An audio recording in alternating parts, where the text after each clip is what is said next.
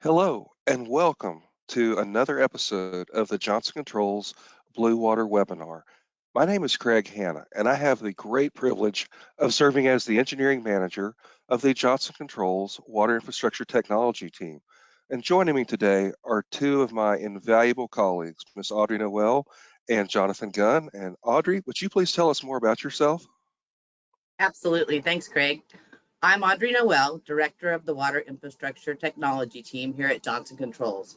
I have 7 years of industry experience, a Juris Doctorate with an emphasis in environmental law, and decades of experience in operations. I have the privilege of leading the team from the sunny seaside in Huntington Beach, but I couldn't do it without our very knowledgeable and talented market manager, Jonathan Gunn, who offices on the other side of this great nation in Canandaigua, New York. Jonathan, would you please tell us about your experience, please? Yeah, thank you, Audrey. Again, good morning, Jonathan Gunn. I'm a market manager with /engineer. I've been going between the two lately, so I like the engineer part. But I have 13 years in the industry, and like Craig, I am very involved with the American Water Works Association. I'm currently the chair of the Customer Metering Practices Committee, chair of the C712 manual for single jets, and I also co-author a number of manuals and publications. So as always, welcome. Thank you for being here with us this morning. If this is your first webinar or maybe you've had only been with us for a couple, I did want to remind everyone that we do have quite a library going on our Johnson Controls YouTube channel. So we've been doing this for about 1.5 years now, I believe, Craig. Right. Number 19, yeah. Number 19. So that hasn't even been every month, but yeah. So we have quite a database there. We cover a whole gambit of topics, from meter accuracy to leak detection to just all sorts of things. So definitely encourage you, if you have not been there, to check that out. All you do is go to youtube.com, search Johnson Controls. So you can find the Johnson Controls playlist, and then channel, excuse me, and then you go under playlists, and it's the Water Solutions playlist. You have everything there, customer interviews, kind of the whole 9 yards. So definitely check that out when you have a minute. And Craig, I'll hand it to you for the agenda. All right. Well, thank you, Jonathan. Again, we're so glad everybody could join us today. We have a very, very good program lined up for you. I am sad to report that there was a conflict, and Dr. Lashir could not join us to talk about his theory on leaks and breaks and why they happen. But we are so happy that Emily Kading and Wesley Gamble from SL-Serco could join us to talk about the new Tenon software that has been developed. And I think if you're like me, you're going to be amazed at what your utility can do with Tenon software. But as always, we're going to start with a safety moment. And this is a little bit different than the safety moment that we've done before. And that we're going to share some actual field experience. This has been an unusually busy summer for Audrey, Jonathan, and me, in that we've had a tremendous amount of field time this summer. And there were some things that happened to us while we were out in the field that I thought, these would be great safety moments for the webinar. And one of them, I was doing a large water meter survey, and I was where I was located, the utility uses plate steel for the vault lids. And this particular vault lid was lying in some tall grass, and it was partially buried. So I couldn't see that a lawnmower had cut the bottom corner of the vault lid. And when it cut that lid, it created a almost needle-like edge on the corner and tucked it under, and I couldn't see it because, again, it was tall grass and buried. And when I lifted it up, it went right through my tear-resistant gloves. And I have to confess, I've been one of these people that I'd never liked wearing cut-resistant gloves because it's hot.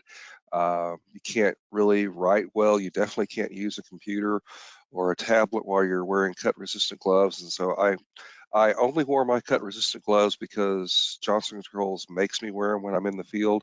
But now I'm the biggest fan of cut-resistant gloves because I can assure you, if I had not been wearing those cut-resistant gloves, I would have had to drive myself to the hospital to have several stitches put in my finger where that cut you see in my glove was made. So I strongly encourage all of you to wear your cut-resistant gloves when you're in the field, and along with that, be sure and wear your bump cap or a hard hat on whatever your particular utility requires.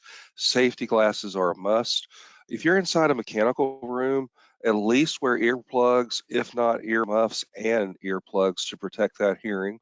And if you're working in or near a roadway, be sure you have that safety vest on so that motorists can see you well in advance.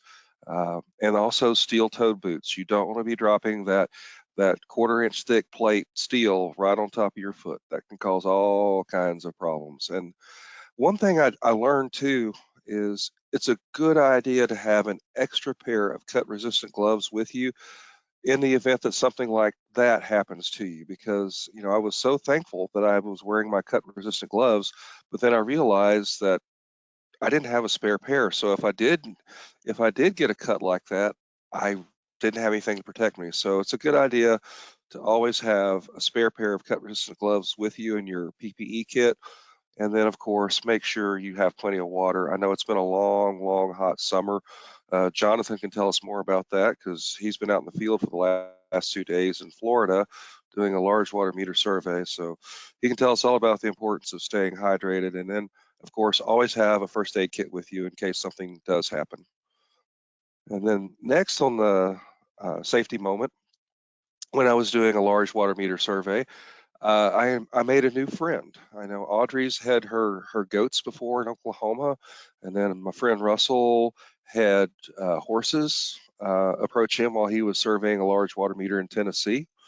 And then I've had cows and bulls in the past year come up to me when I was surveying a large water meter, but I've never seen an alligator before until this summer. We were surveying a large water meter in a marshy area. The meter was located up on a berm at the end of this marsh, and as we started walking down the berm to get to the meter, we saw two big old brown eyes pop out of the water and then that long snout, and that made for an interesting experience for a kid from Dallas.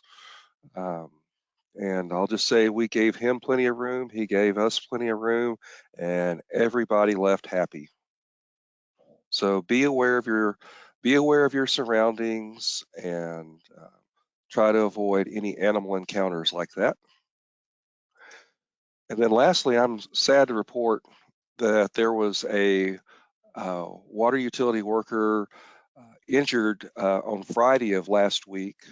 I don't know many of the details. The incident occurred in Montreal, and the worker, who was a man in his 40s, fell somewhere between 30 and 35 feet deep. Unfortunately, he suffered life-threatening injuries. I don't have an update on the man's condition. I'm hoping and praying that he will recover, but again, let this serve as a reminder to be aware of your surroundings and always have your fall protection gear on you and ready, because you don't want to suffer what this man's going through right now.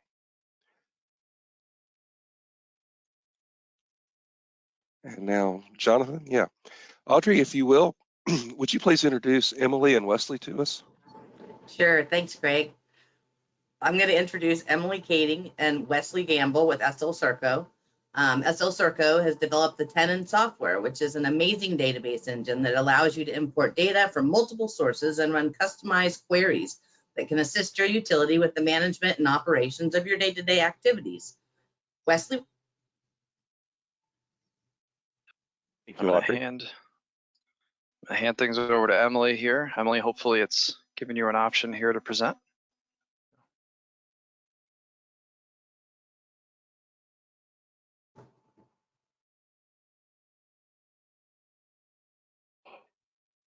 Okay. Are you seeing the screen? Yeah. Oops. There we go. Okay, thank you very much. Wesley? Thank you all. So our Tenon system software is developed really based on the concepts of a data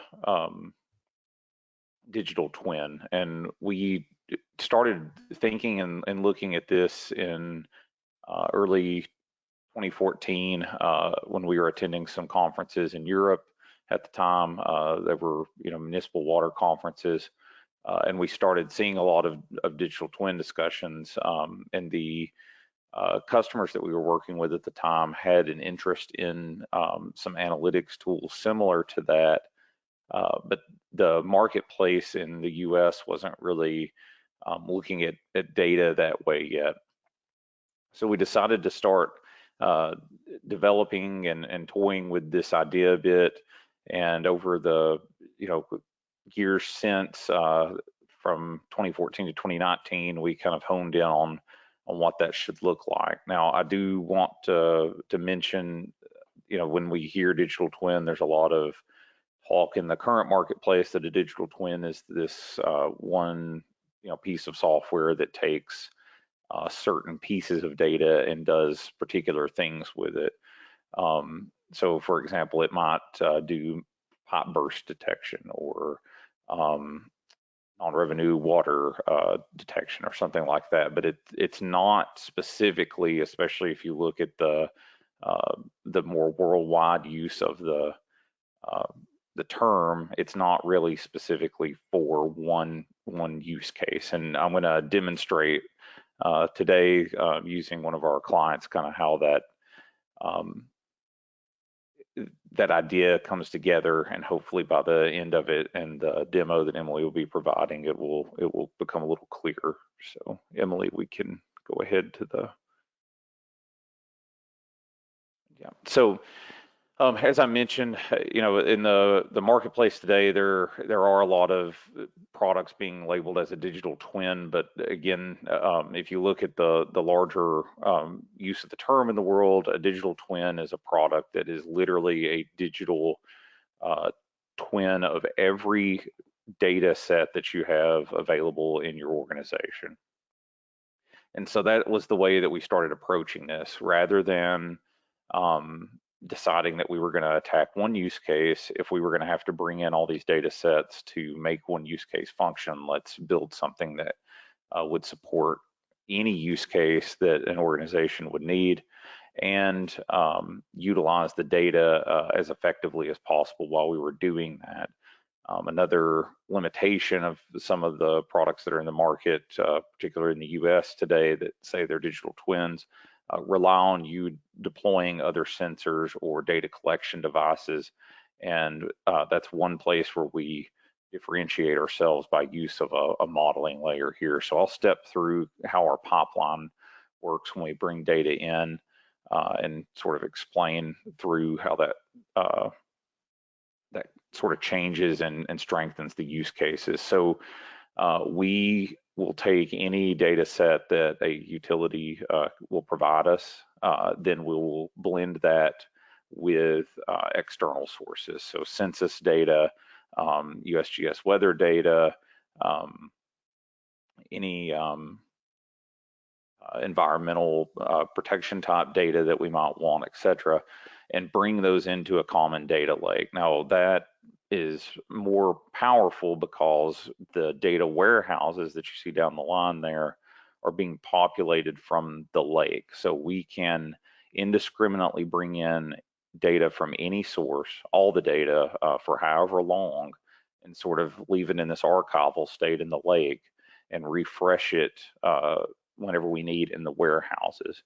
That gives us the ability to create business unit based warehouses that have user based restrictions on the data sets they're allowed to be looked at. So you have this larger data democratization process happening there, but you still have the ability to control who can deal with what, and you've got some clarity on the data when it's being brought into the warehouses through the data cleansing process that we use. From there, we have a modeling layer, and so that modeling layer allows us to take the things that the utility understands about their system, how it behaves, how it reacts to different things, and build those understandings into that model of the data. And so when I said earlier we don't require sensors. Most utilities can tell you what potential main burst would look like in their system, right? So we can look at different things from SCADA, different things from your AMI data, et cetera, concatenated together here, and build a model that understands that when those things happen, this type of thing would occur. And the use case can then inform you that you have a potential main break based on your understanding of what the data should be showing you and how you've been responding to things for decades within your utility. And then on top of that, we have a powerful analytics user interface that Emily will demonstrate later on here. So we started working with City of Tempe, Arizona in 2015 to help them deploy their AMI system. And as we were going along, helping them with the change management portion of that, they started thinking about how this was really going to impact everything that they do day to day, and the amount of data they were going to start receiving and how to best utilize it to change how they worked. So the longer we went along working with them, we started leaning on them a bit to help us determine what the best path forward might be as we were developing Tenon. And Tempe actually said, well, you can try it out here. We've got a rate study coming up, and it would be amazing if we could concatenate all this data together to get the best possible rate study that we could out of it. So what they were really looking for in this process was these 4 outcomes that you see. So, one, solid truth from the data. So something that was reproducible every time that a report was run. Confidence in the data. So making sure that the data we were bringing in was clean and reliable. That we were really focused on the customer account side of it, specifically all of the different rate classes and premise types that they had, and then that it was collaborative, meaning that we could work with their rate consultant without limiting the rate consultant's access to anything, that it would be truly real-time accessible, and that we could help refresh the rate consultant's model within this solution to support them performing the rate study. Emily. So Tempe had a strong conservation signal from their city council. They were really focused on their data processes, as I mentioned before, and how they were going to start utilizing this data better to support their conservation. They wanted to move to conservation-based rates, but didn't really have all the information they needed up till this point to really enforce true conservation-based rates. Previously, they had done everything on cost basis. And they were looking at tiered rate structures beforehand, and it was just the same across the board. And then, as I'd mentioned, they were adding advanced metering, so they had the ability to do a lot of right sizing and things like that with the information that they were collecting from the new meters, and were interested in making sure that they were operating as effectively as possible. So what the goal was, and their mandate from the city council was to make sure that whatever new rate structure they came up with, that it was equity based. So they wanted the users that were paying more to effectively have been the ones that were impacting the system the most, rather than it being spread out over all of the user base. Even though they had the tiered structures, obviously that only goes so far, because you're still charging everybody the same base rate and the same base rates within the tiers. They had previously had a wastewater study. They operate one wastewater plant that is shared between 3 cities there in the Phoenix Metroplex, Tempe, Mesa, and I believe Chandler, if I'm not mistaken. and they wanted to make sure that their wastewater rates were good, right? That all of that information was solid and that was equitable in that one plant operation that was shared. And they wanted full rate transparency. One of the things that came out when the advanced metering system was put in was that the folks that were violating the water restrictions and typically using the most water even outside of the restricted times were the ones that were complaining the most. So they wanted to ensure that everyone understood when this rate study came out exactly why they were going to be paying what they were going to be paying, and that it was defensible to the city council.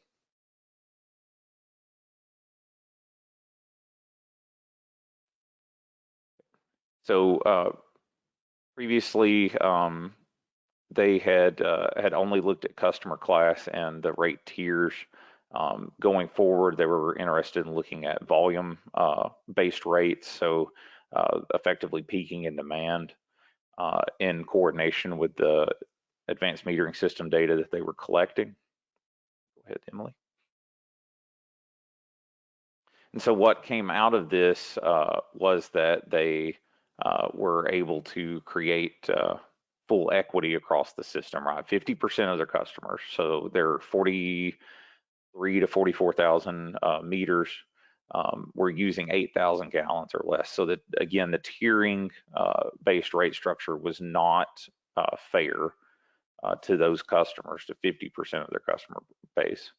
And as we started looking at data, the rate consultant actually asked us if we could get access to the power provider information for the pumping stations.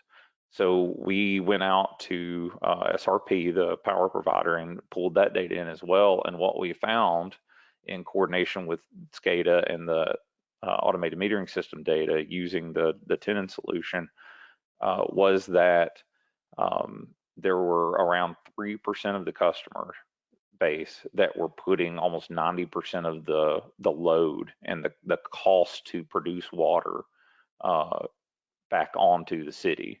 So they were able to clearly, for the first time ever, define what customer classes, where they were at, et cetera, that were really impacting their rates. And they, were clearly aware at that point that, again, the bulk of the tiered rate costs was being absorbed by most of the customers, when really, it was only that 3% that was really forcing their cost of water production to go up that much. Go ahead. This is there we go. So what came out of this? They had more community trust. They had several public meetings to announce the new peaking and demand rates. Spoke for the city council several times. The city council at Tempe has historically been one that asks a number of questions, and they're usually very informed. They had no questions about the new rate study or the tiers that were proposed. The data was defensible. They've had a handful of customer calls after the city council meetings, and they have spent time with the customers to explain how they came up with the calculations. And all of these calculations have been 100% reproducible. So again, there were no anomalies or flaws in the data. And they had full support from the city council to perform this, to the point that the city council is interested in the next rate study and looking at doing some time of use rates on the water system as well now. So this is an example of one of the dashboards, and Emily will get into the demonstrations here in a little bit, but we're working currently on some pumping versus demand use cases, backflow monitoring, meter replacements, and right sizing and optimization with Tempe, but those are just a handful of the ones that we've prioritized at the moment. They have agreed to a 3-year contract to continue and expand what was initially just a pilot to help us hone the system in. And I think we've got close to what 50 something use cases so far in the queue, Emily, and they're consistently bringing up more as we meet and take things off the list. So they've seen the value of having all of the data in one place where they can manipulate it as much as they want to and rely on it to be accurate every time.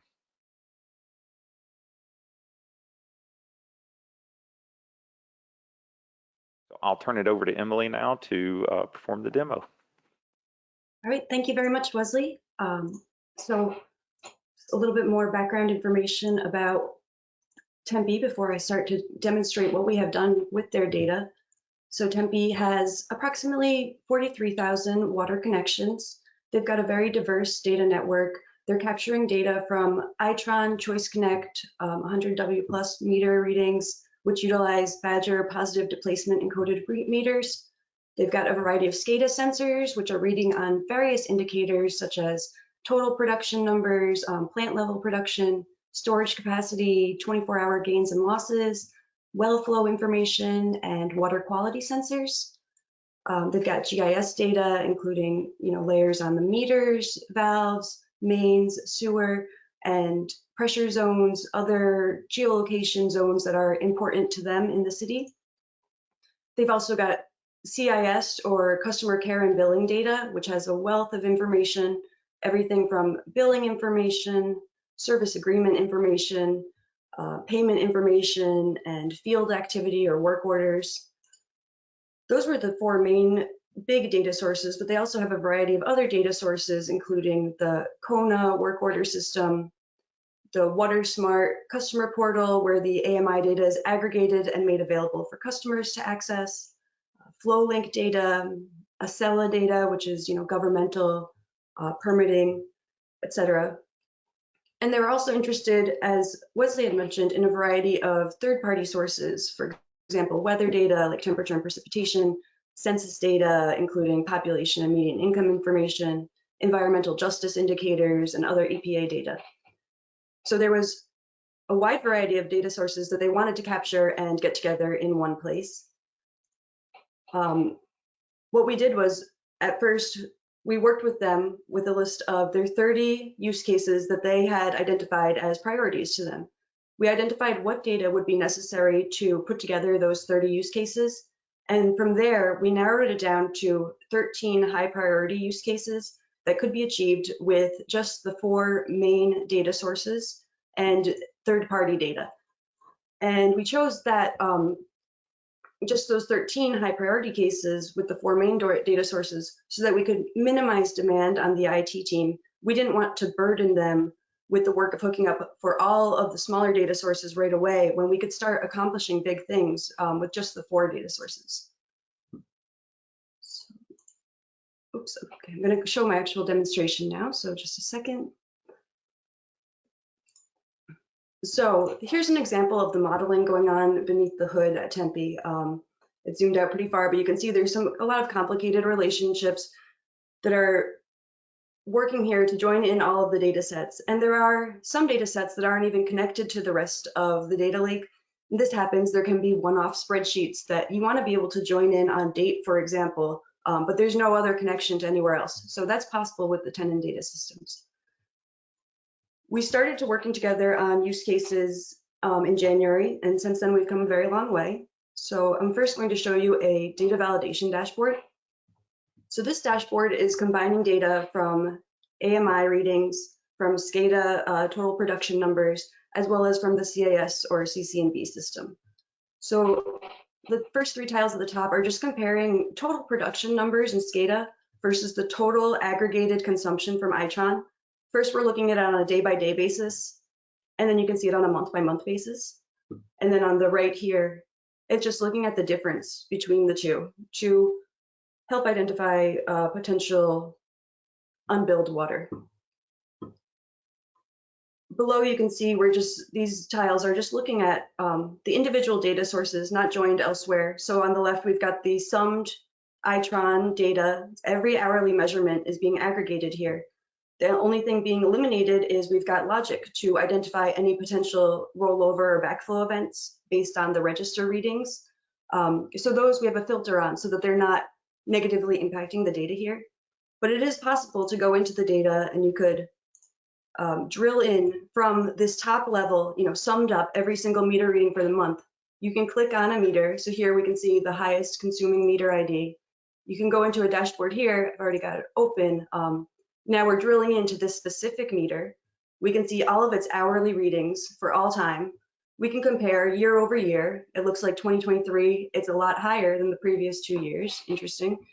Average monthly consumption information, some of the revenue class information, industrial.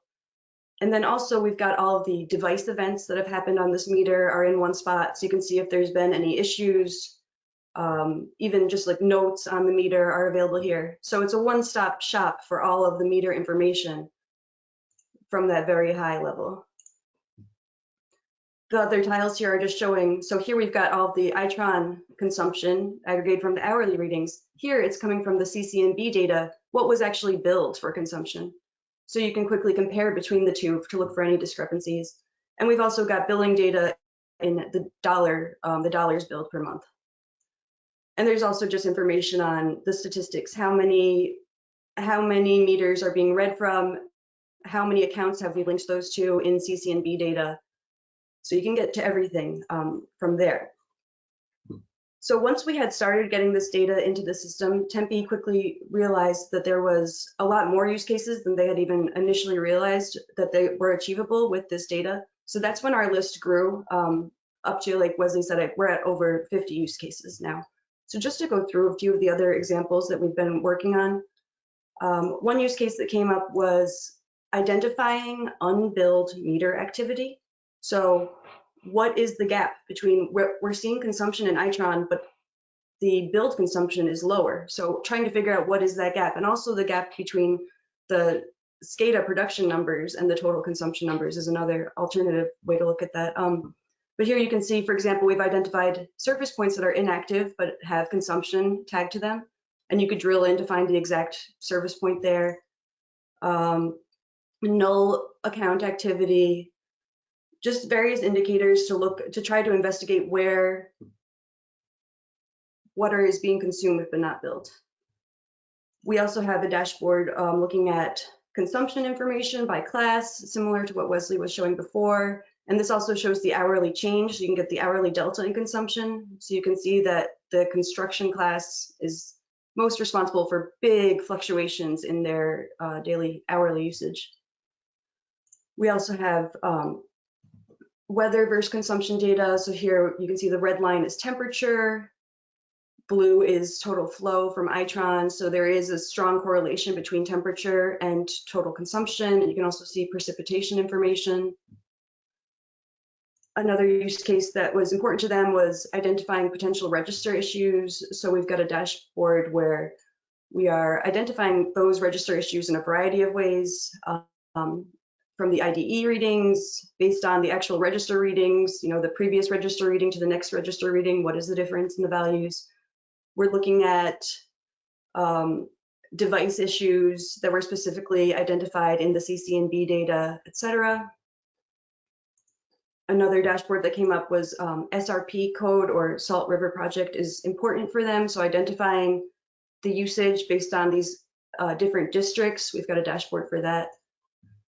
So we've just continued to bring in quite a bit of information into the warehouse. It's constantly growing. There have been some limitations in the way that we get the data. For example, you can see we've got the great tiles comparing the SCADA data to Itron production.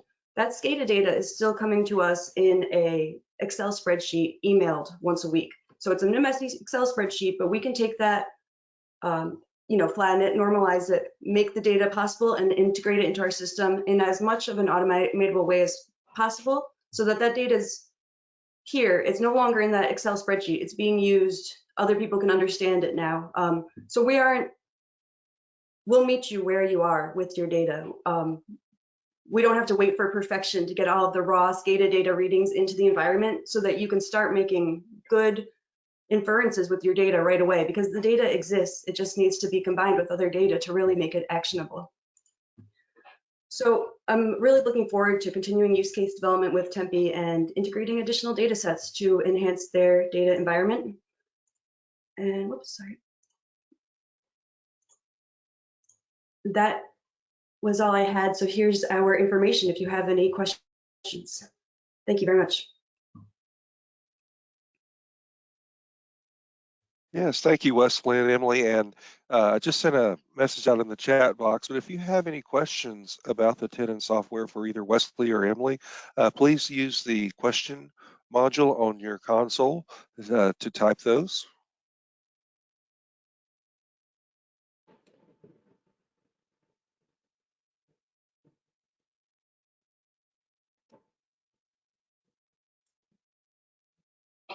All right. Well, I don't see any questions, so Emily, I'm going to take it back from you if that's all right. Thank you very much. Thank you. A lot of great information there. And I guess I'll forgo our Q&A slide here. No, just great information. So again, thank you, Emily and Wesley, for being here with us today and sharing all of your valuable insights and knowledge with us.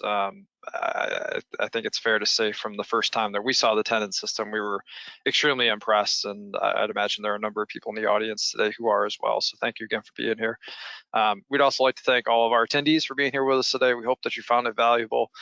As always, if you would like any information regarding anything that you heard today, or if you have any questions, please don't hesitate to reach out to us at bluewaterwebinar@jci.com. That's our email.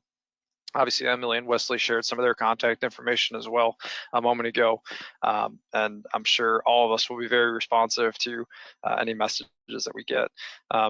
We at Johnson Controls would also like to announce our plans to host quarterly webinars for the foreseeable future. And while the exact date has not yet been set for our next webinar, we are targeting fall as our next installment, or for our next installment of the series. And we surely hope that you will join us, and please be on the lookout for further communication regarding that webinar. And in the meantime, we encourage you to visit our Water Solutions playlist on the Johnson Controls YouTube channel for additional content, that same channel that we showed you earlier. And Jonathan, I'd like to add, if you'll let me, if you Please. have any topics that you'd like for us to cover on a future webinar, by all means, either please send us an email at bluewater@jci.com or use the question function on your console, and we'll be happy to address those in a future webinar. Absolutely. Yeah, we have a list, but that list can always be updated depending on popular demand. So that's a great point, Craig. Thanks for jumping in there. We're here to help you. Absolutely. All right. Well, thank you again for attending today. We hope that you have a safe and happy rest of your summer. It's hard to believe we're over halfway now, and we look forward to seeing you again on our next webinar in this fall. Take care.